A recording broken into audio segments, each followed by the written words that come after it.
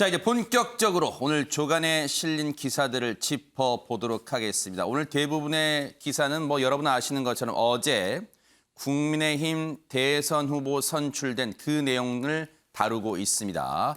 자, 한국일보 1면부터 보도록 하겠습니다. 윤석열 정권교체 칼을 쥐다. 이렇게 후보로 선출된 이후 이 후보 수락 연설 이후에 또 당의 점퍼를 입고요. 당의 옷을 입고 이렇게 또 지지자들 앞에서 손을 번쩍 든 모습입니다. 당원 투표에서 압승을 했고요. 국민의힘 대선 후보로 선출됐습니다. 총 득표율은 47.85%.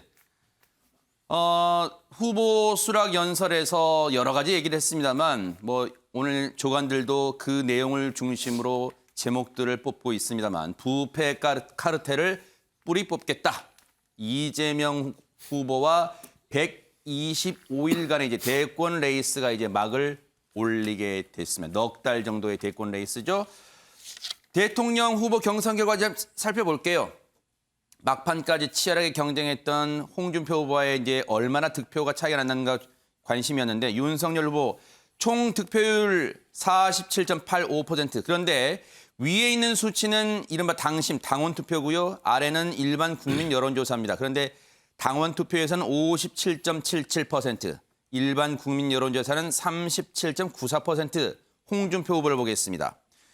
전체는 41.5%, 그러니까 6.35%포인트 차가 났는데 당원 투표에서는, 당심에서는 34.8%로 많이 밀렸고요. 윤석열 후보에 비해서. 그런데 일반 국민 여론조사는 48.21%로 50%에 육박하는 결과를 얻었습니다만 아깝게도 분패를 했습니다. 어제 국민의힘 후보로 선출된 윤석열 후보의 얘기 들어보시고 이어가 보도록 하겠습니다. 국민의힘 대통령 후보로 선출된 윤석열입니다.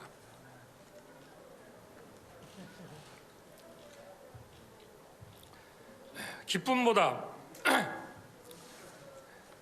엄중한 책임감과 정권교체의 무거운 사명감을 느낍니다. 저는 사람에 충성하지 않고 국민에만 충성한다는 신념으로 살아왔습니다. 이 정권 4년 반 동안 얼마나 힘드시고 고통을 많이 받으셨습니까?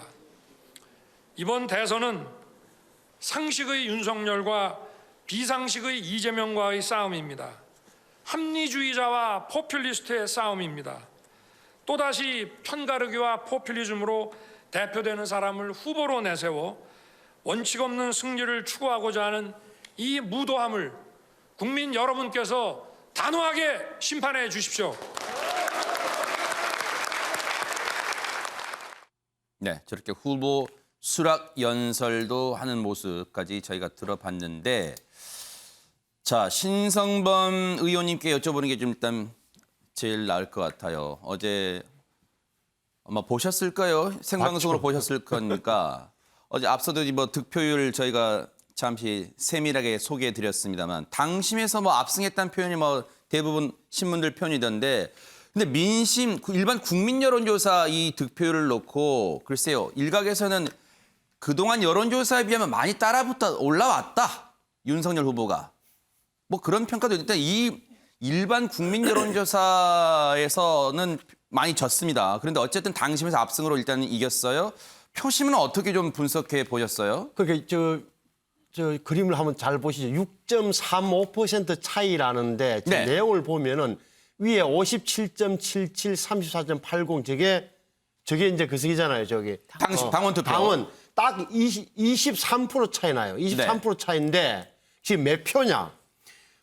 윤석열 후보가 받은 57%가 21만 표예요. 21만 표. 네. 홍준표 후보가 받은 34.80%가 12만 6천 표예요. 다시 말하면 둘 차이가 8만 3천 표 차이예요.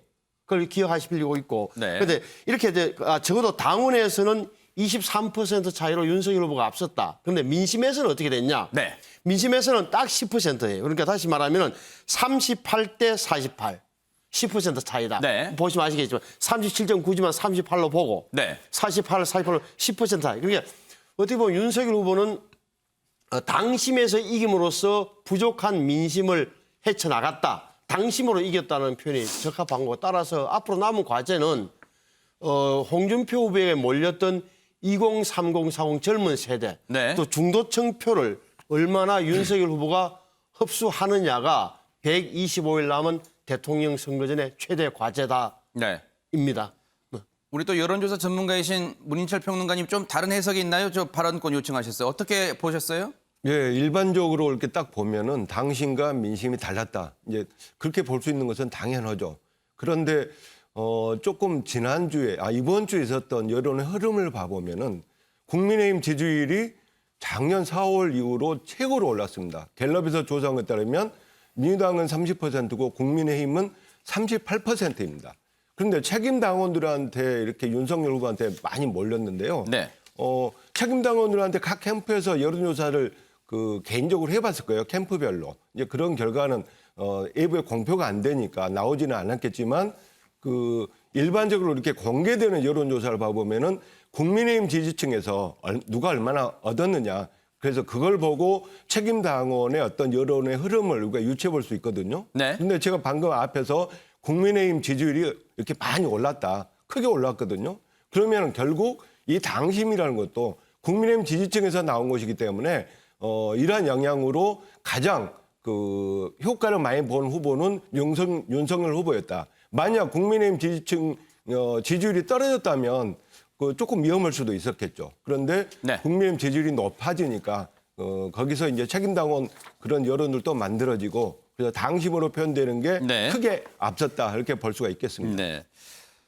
세계일보 3면 보니까요. 앞서 저희가 잠시 들려드렸습니다만 후보 수락연설에서 여러 가지 얘기를 했어요. 세계일보 3면은 그 내용을 중심으로 제목을 달고 있습니다. 이번 대선은 상식의 윤석열과 비상식 이재명의 싸움이다. 이런 얘기를 했습니다. 현 정권의 부패 척결을 가장 먼저 앞세웠다. 홍준표, 유승민, 원희룡 일일이 호칭했고요. 경선 과정에서의 갈등, 상처 용서를 구했다. 이른바 이제 원팀을 빨리 구성하는 게 과제로 남아있기 때문에 떠올랐기 때문에 아마 이런 얘기도 한 것 같습니다. 최민희 의원님, 굳이 따져보자면 검찰총장에서 이제 물러나고 한 넉 달 만에 제1야당의 이제 대선 후보가 됐습니다. 근데 대선 후보 되자마자 이런 프레임을 들고 나왔네요. 상식의 윤석열, 비상식의 이재명.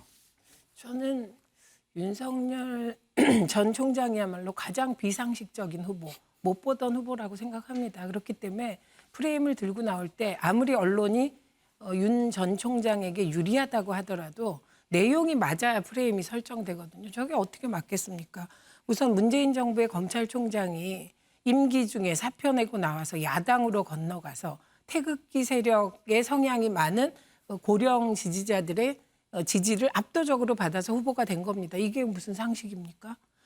그리고 가장 비상식적인 후보가 원래 내가 상식적이다라고 하는 거기 때문에 프레임은 좀 잘 잡으셔야 될 거다. 네. 그리고 어떻게 보면 저는 저분의 가장 큰 문제는 본부장 리스크, 고윤주 리스크인데요. 지금 입에서 부패라든지 법과 원칙 얘기하실 계제가 못 됩니다. 본인과 부인 장모 리스크가 구체적으로 얘기하면 고윤주 리스크, 고발사주 윤우진. 정말 윤우진 전 세무서장 같이 법망을 요리조리 피해서 결국은 뇌물 받고 명예퇴직한 그 과정에서 윤대진, 윤우진, 소윤, 대윤이 관여했다는 의혹을 짙게 받고 있는 거거든요. 부인의 주식 리스크, 코바나 콘텐츠 리스크 등 이 부패에 본인과 가족이 연루되어 있다는 의혹이 있는데 장모는 의혹이 아니죠. 1심에서 법정 구속됐으니까. 근데 어떻게 입에 부패를 올립니까? 그래서 프레임을 짤 때 좀 더 본인에게 맞는 프레임을 짜야 되고 네. 오히려 지금 코로나19의 비상식적인 상황이 지속되고 있지 않습니까? 이게 정상 상황은 아니잖아요, 코로나가. 이 상황에서는 비상식적 상상력과 전망을 가진 그런 후보가 필요할 것 같습니다, 저는. 그게 네. 누군지. 네. 이렇게 후보 수락 연설을 통해서 일단은 잽을 날렸어요. 여당을 향해서, 여당 후보를 향해서. 그런데 언론들은 일단 어제 선출된 국민의힘 대선 후보로 선출된 윤석열이 대체 어떤 인물인가 이 기사도 빼놓지 않고 있는데 경향신문 2면을 보겠습니다. 현 정권의 검에서 현 정권을 겨누는 검으로 반전 연속의 삶이었다. 이렇게 제목을 달고 있는데 일단 이 경향신문 2면을 아침에 펼쳤더니 일단 사진들이 좀 눈에 들어오더라고요. 사진 좀 보겠습니다. 이 1번 사진은 어릴 때, 딱 봐도 어릴 때 사진이잖아요. 바로 여기에 뭐 누가 봐도 윤석열 후보라는 거 알겠어요. 저 때가 초등학교 때 친구들과 기념 촬영을 하던 모습이랍니다. 그리고 두 번째 사진은 충암고 때 선발고사 수험표. 뭐 여러분 아시는 것처럼 예전에는 고등학교도 시험 보고 들어갔을 때 그때 상황이니까 이렇게 수험표입니다. 충암고 수험표. 그리고 세 번째 사진은 서울대 법대 시절입니다. 서울대 법대 시절에 4학년 때 1차 붙었대요. 그런데 이후에 여러분 아신 것처럼 2차를 9번 구수를 했습니다. 그럴 때 서울 법대 시절. 그리고 네 번째는 바로 문재인 대통령과 검찰총장 임명됐을 때 이 환담장으로 이동하는 모습입니다.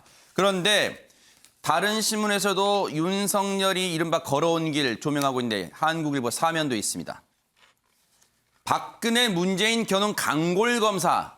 강골검사라는 표현을 여러 언론들이 쓰고 있더라고요. 제목으로. 보수의 보스가 된 진격의 영선이다. 영선은 여러분 아시는 것처럼 국회의원 한 번도 안 했어요. 그런데 지금 제1야당의 대선 후보가 됐습니다. 여기도 사진들이 좀 눈에 띄었습니다. 바로 이게 초등학교 때 운동회에서 가족과 사진 찍고 있는데 바로 누가 봐도 여기가 윤석열 후보겠죠. 그리고 구수 끝에 이 두 번째 사진은 1991년 구수 끝에 사시 2차에 합격한 모습입니다. 그리고 셋째는 검찰총장 2019년 7월에 검찰총장으로 임명됐고 부인 김건희 씨와 함께 청와대에 이 임명장 받는 모습. 그리고 네 번째 사진은 지난해 10월 22일 대검 국감장에서 당시 윤석열 검찰총장이 추미애 법무장관의 수사 지휘권 발동에 대해 법리적으로 검찰총장은 법무장관 부하가 아니다. 이 발언 기억나실 거예요. 그 발언하던 모습입니다. 일단은 문인철 평론가님 앞서 뭐 제목 보니까 윤석열의 삶이 뭐 반전 연속의 삶이었다 이렇게 평가하는데 어떻게 보십니까? 반전이기도 하지만 이제 스타 검사이기도 했죠. 이제까지 우리가 알고 있는 스타 검사는 사실 홍준표 후보였습니다.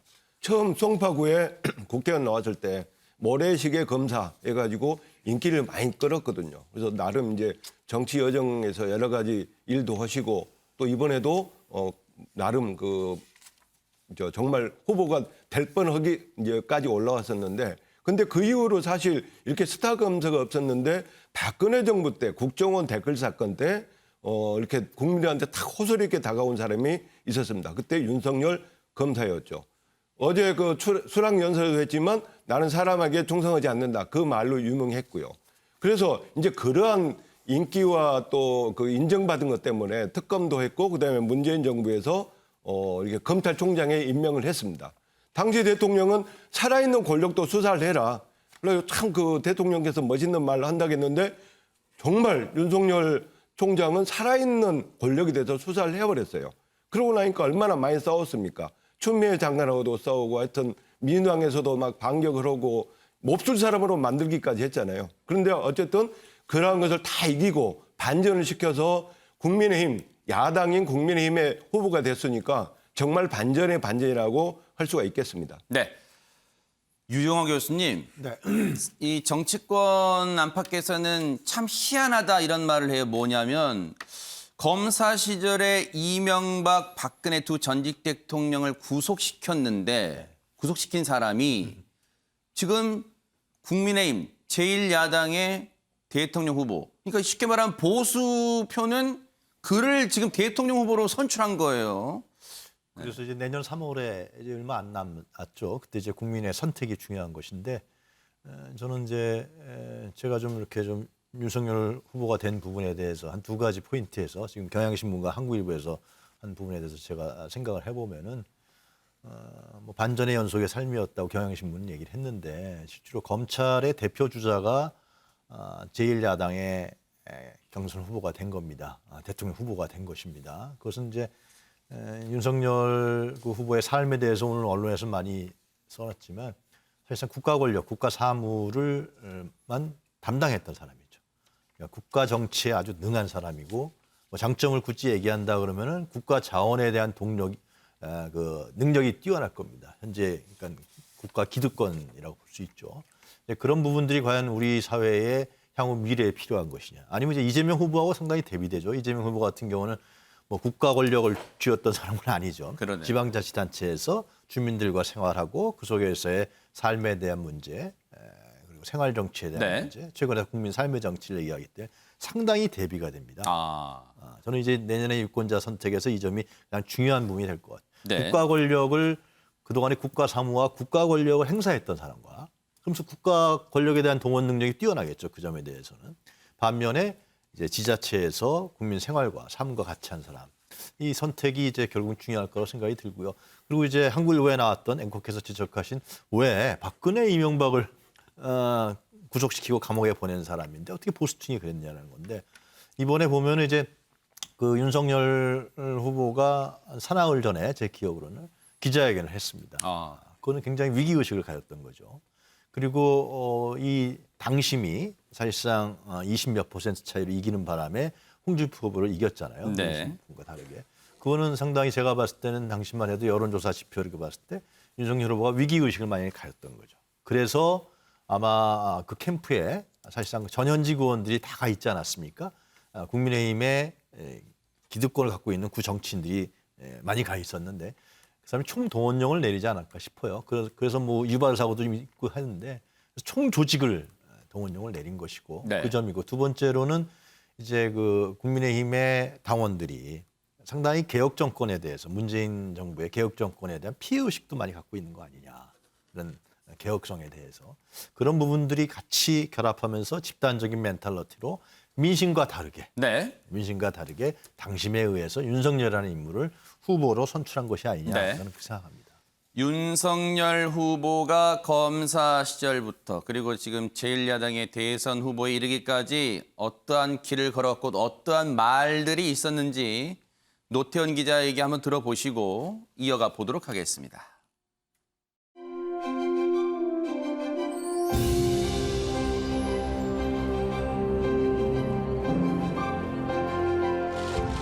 서울대 법대를 졸업해 구수 끝에 사법시험에 합격한 검사 윤석열의 이름을 알리기 시작한 건 박근혜 정부 국정원 댓글 사건 때입니다. 혹시 사람이 충성하는 건 아니에요? 저는 사람에 충성하지 않기 때문에 문재인 정부 서울중앙지검장으로 두 전직 대통령에 대한 적폐청산 수사로 검찰총장에 오르지만 늘 어떤 원칙에 그 입각해서 마음을 비우고 이렇게 한 발 한 발 걸어 나가겠습니다. 조국 수사로 추미애 전 법무장관과 대립각을 세우면서 차기 보수 진영의 유력 정치인으로 기대를 받기 시작합니다. 검찰총장은 법무부 장관의 부하가 아닙니다. 결국 사상 초유의 검찰총장 징계와 직무정지 사태 이후 총장직에서 물러났고 20명이 넘는 현역 의원들의 환대 속에 3개월 만에 정치인으로 돌아옵니다. 망가진 나라를 우리 의원님들과 함께, 우리 국민과 함께 바로 세우도록 헌신의 힘을 다하겠습니다. 고맙습니다. 하지만 국민의힘에 입당하자마자 여당은 물론 경쟁 주자들의 집중 견제가 이어졌고 급기야 고발 사주 의혹으로 공수처의 피의자로 입건되기도 합니다. 그 조국 사건과 울산 사건으로 보복 인사를 받아가지고 다 나간 입장에서 고발을 한다 그래서 뭐 수사를 하기나 합니까? 또 주술 논란과 전두환 발언에 이은 SNS 개 사과 사진으로 고개 숙여 사죄하는 등 정치적 시련이 이어졌지만 국민들께서 이렇게 생각하실 수 있는 그런 타임에 올라간 거에 대해서는 그게 전부 제가 챙기지 못한 제 탓입니다. 네. 거기에 대해서는 제가 뭐 국민들께 사과드리고 제가 이 기획자입니다. 마침내 민주당 이재명 후보와 4개월간 진검승부를 펼치게 됐습니다. 정의가 무엇인지 고민하기 전에 누구나 정의로움을 일상에서 느낄 수 있게 하겠습니다. 이것이 제 가슴에 새긴 사명입니다. MBN 뉴스 노태현입니다. 관련해서 조선일보 사면 기사를 보겠습니다. 추미애 법무장관과 충돌할 때 사법고시 구수를 해서 내 인내심은 갑이다 이런 표현까지 썼다고 합니다. 그러면서 조선일보는 제목을 이렇게 달고 있네요. 사법고시 지각 합격에 늦깎이 결혼했다. 윤석열 끈기 인생 61년이다. 이렇게 제목을 달고 있는데 신성범 의원님께 여쭤볼게요. 일단은 여러 가지 시련을 겪어왔다. 나름대로 인생이 삶을 돌아보면 뭐 그런데 아마 조선일보는 좀 초점을 맞추는 것 같습니다. 네. 그러니까 아니 많은 분들이 말씀하셨잖아요. 왜 보수 진영에 칼을 겨눴던 윤석열 씨가 왜 보수의 대통령 후보가 됐느냐. 한마디로 하면 그거잖아요. 이게 현 정권에 맞서 싸워서 이겨낸 그 결기랄까, 그다음에 뭐랄까 뚝심이랄까, 강단이랄까 이런 점이 결국은 보수층에 어필한 거예요. 다시 말해 저 사람이 뭐 할 것 같다라는 그 이미지가 강했던 건데 제가 볼 때는 중요한 게 저기서 제가 볼 때는 윤석열의 인생에서 두 가지 중요한 것은 늦깎이다 한마디로 표현하면 첫째는 사법시험 구수다. 다시 말하면 그 대학교 4학년 때 법과대학 4학년 때 사법시험 1차에 합격하고는 2차에 떨어진 거예요. 그래서 구수를 한 거예요. 그래서 31살에 사법시험에 합격해요. 검사생활을 한 게 34살, 우리 나이 34살. 그러니까 전부 다 20몇 살 때 소년등과한 그런 검사들이 절비한데 9살 많은 형으로서 검사생활을 시작한 부분이 저는 굉장한 의미가 있는 인생 역정의 하나다. 또 하나는 2013년도에 박근혜 정부 시절에 나는 사람에게 충성하지 않겠습니다. 그 한마디가 오늘의 윤석열을 만들어낸 거예요. 그래서 상당히 늦깎이 인생이다. 또 나오지만 결혼도 52에 했어요. 우리 나이 52에. 네.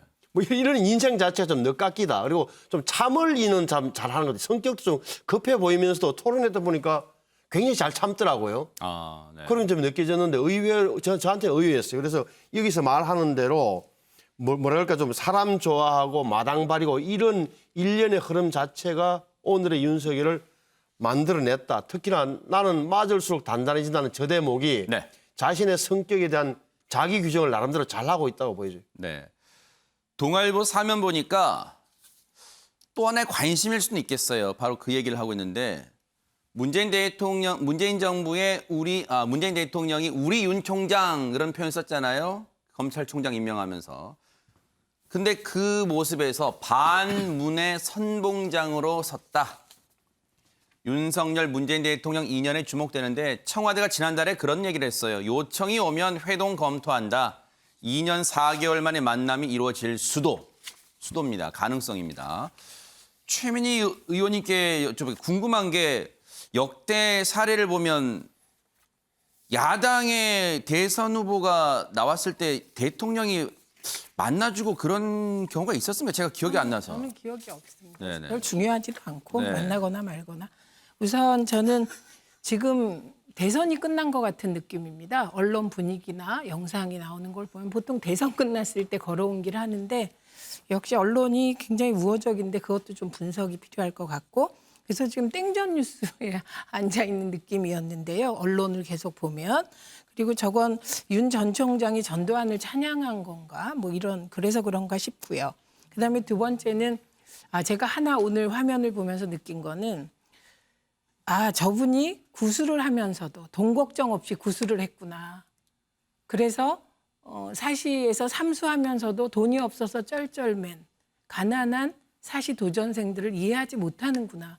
그래서 청년수당이라든지 기본소득에 별 관심이 없구나. 이런 생각이 불현듯 들더군요. 구수까지 할 때 되게 구수 못합니다. 돈이 없어서.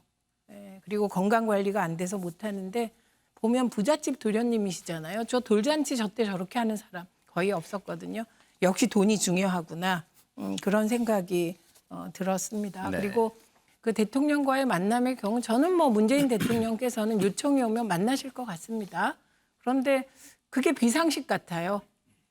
그리고 언론이 저렇게 구도를 몰아가서 가고 있는 이 상황에서 대통령께서는 만나시려고 하겠지만 저 개인적 판단으로는 뭐 그렇게 뭐 굳이 만날 필요가 있냐. 그리고 그 만나서 윤석열 전 총장은 뭐라고 할 건가. 어제 그 얘기 중에 보면 직권남용의 혐의가 대통령에게 있다 이런 언급이 있었거든요. 그럼 만나서 내가 당신 구속시키겠습니다 이럴 건가? 그래서 그렇게 해서 또 보수 언론에서 난리치게 할 건가?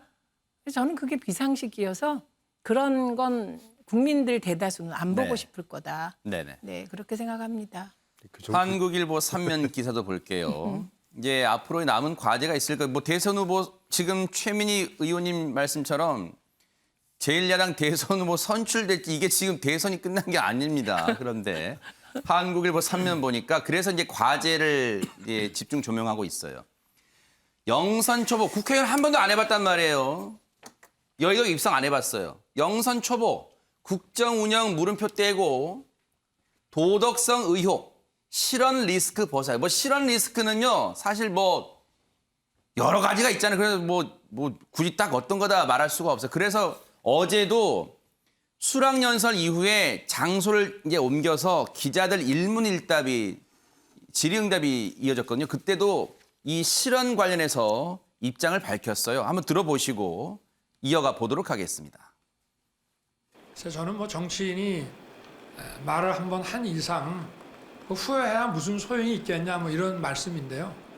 받아들이는 국민 입장에서 볼 때 좀 납득하기 어려운 얘기들도 했기 때문에 후회된다면 후회되는 게 뭐 어디 한두 개겠습니까만은 후회하기보다는 국민들께 사과드리고 또 제가 질책받은 걸 질책받고 이렇게 책임을 져 나가는 것이 후회하는 것보다는 더 필요한 일이 아닌가. 설화 리스크 그런 표현 씁니다만 그런데 정작 중요한 건 문인철 평론가는 앞으로 이제 이재명 후보와의 4개월 레이스 여기서 이제 설화가 터지면 그건 걷잡을 수 없을 거 돌이킬 수 없을 거란 말이에요. 그렇죠. 지금까지 있었던 것보다 훨씬 더 타격이 클 겁니다. 근데 이제까지 이제 해왔던 것을 보면은 그 신문에서도 나오다시피 영선 초보다 이제 정치인 초보로서의 그런 한계를 이제 비춰준 거 아닌가 이렇게 생각을 합니다. 그럼에도 불구하고 윤석열 후보가 대통령 후보가 됐어요. 그 이유는 지금 국민들이 정권 그 재창출에 대해서는 그 아주 낮고 그리고 정권을 바꾸자 거기에 대한 열망이 아주 크게 나오고 있습니다. 여론조사 기관마다 좀 다르지만 어떤 데는 60%를 이제 정권 교체론이 나오고 또 어제 나온 그 갤럽에서는 57%가 나왔습니다. 그러니까 이게 엄청 큰 것이죠. 그래서 이러한 여러 가지 말실수나 또는 그 잡음이 있었음에도 불구하고 윤석열 후보가 된 것은 국민들의 정권 교체에 대한 열망이 그 어느 때보다 크다. 그렇게 볼 수가 있겠습니다. 그렇다고 또 문재인 정부만 무조건 반대한 그런 분위기냐.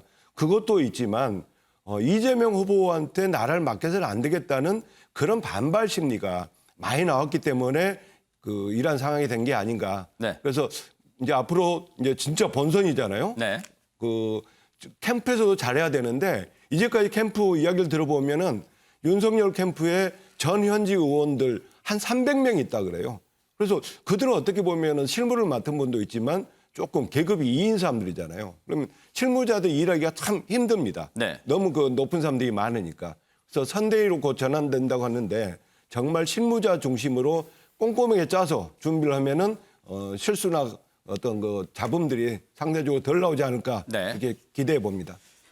유용화 교수님 사실 국민의힘 경선 과정에서도 여러 차례 후보 간 토론회가 있었습니다만 그 토론회는 사실 이제부터 이재명 후보와 맞붙을 토론회에 비하면 상당히 이제는 뭐 전초전에 불과했단 말이에요. 그런데 국민의힘 토론 과정에서도 보여줬던 게 특히 정책 면에서는 내용을 숙지하지 못하고 깊은 고민이 없었던 대목이 많이 보여서 불안감도 많이 보여줬단 말이에요. 근데 이게 단기간 학습 가능할지.